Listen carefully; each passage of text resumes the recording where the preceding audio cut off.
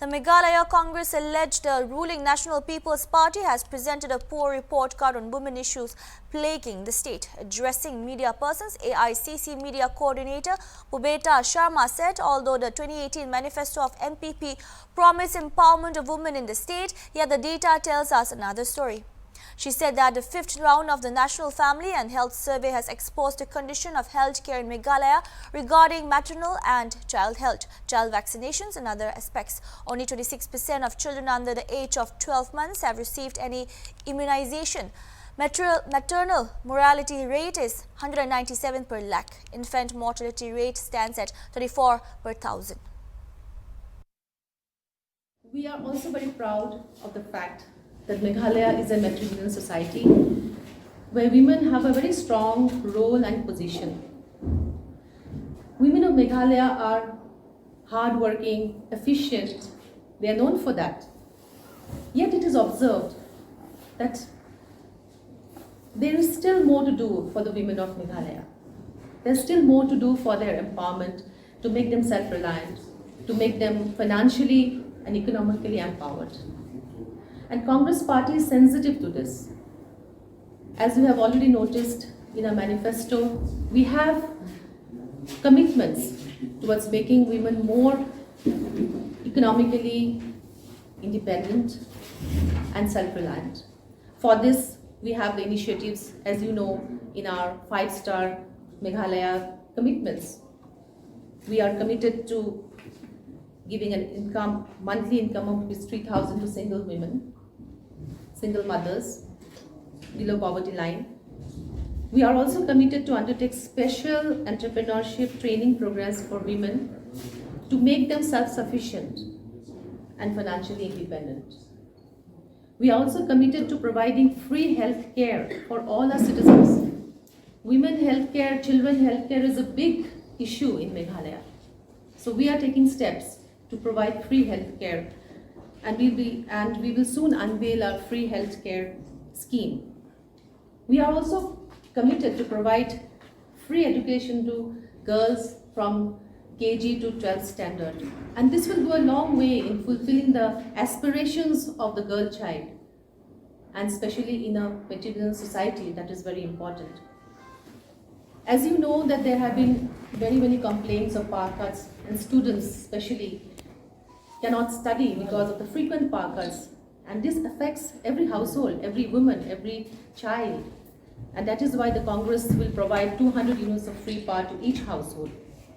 Price rise has impacted the people of not only of Meghalaya, all over India, and there is a clamor that it's very difficult for women to make ends meet in this price rise situation. High price rise in every way. We have to make ends meet, we have to economize to fulfill the needs of our children.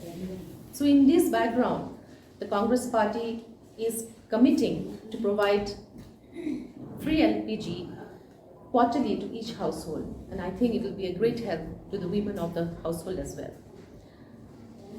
We are also aware that women of Meghalaya are very well skilled in handloom and handicrafts, and there was a great need for a special women market, and we will provide a special women market, exclusive women market with proudly made in Meghalaya with the tagline to promote especially women who are skilled in the handicrafts, in weaving, in all that is part of the culture of Meghalaya.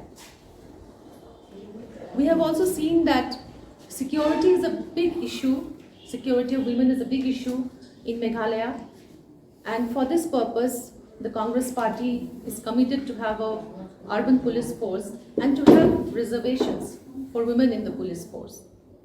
So these are some of the main thrust points of the Congress Party for women in Meghalaya. The women in my constituency, especially in North Mai, large percentage of the voters are women voters, and women in the constituency are facing so many problems, like what has been mentioned. Early marriage is there, and then most of them are daily wage earners. Most of them are daily wage earners, and they are the supporting members of the family. Many of them are facing so many problems, and what has been promised in the manifesto will be so much help to the women in the constituency. And the free delivery, free LPG cylinders, and then the incentive of providing 3,000 per month will be so much help to the women, because they are really facing a lot of problems. Because like what we said, like everybody knows, our society is a matrilineal society. Actually, women should have enjoyed a better position in the society, but this is very much unfortunate. And we hope that if elected, I myself, being a woman representative, I would be very much obliged to bring up and lift up the women in the constituency. First and foremost is women empowerment. Just to get you the points, the second is regarding the youth. Okay, employment, but not employment for the youth as such, but employment generation for them. And the third is child rights. Well, when we talk about women empowerment in my constituency, most of them belong to the BPL families, and most of them are single mothers who have to take care of their entire family members. So, the regressive social practices that have been happening, these have not allowed the empowerment of women. Now, when I talk about regressive social practices, I mean lack of nutrition, lack of education, the child labor, child marriages, all these things are, hampering the growth of women. So, as far as my constituency is concerned, I have always taken up this issue because I feel that women need to be empowered, in the sense that, yes, I am not disregarding men. Men have their role to play.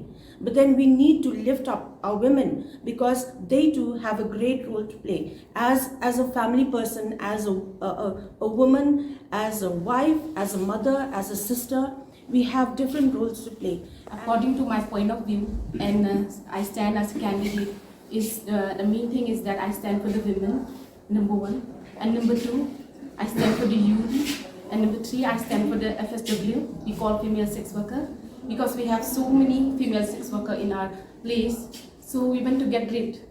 We know that the women needs help and strength. Why they became as a female sex worker? Due to jobless, and their child are roaming in the roads. I've seen people are dying, they are dying. Since coal ban was there, we lost everything in East India. From the royal family, we became the poorest and poorest. So, standing here, I just want to share a few words about the East India, what is happening as of now. There are so many dropouts, the drug addiction. So if we can get rid of those things, that is the main thing. And as a mother, as a sister, I want to be a candidate for those people. I want to win for the hearts of the people.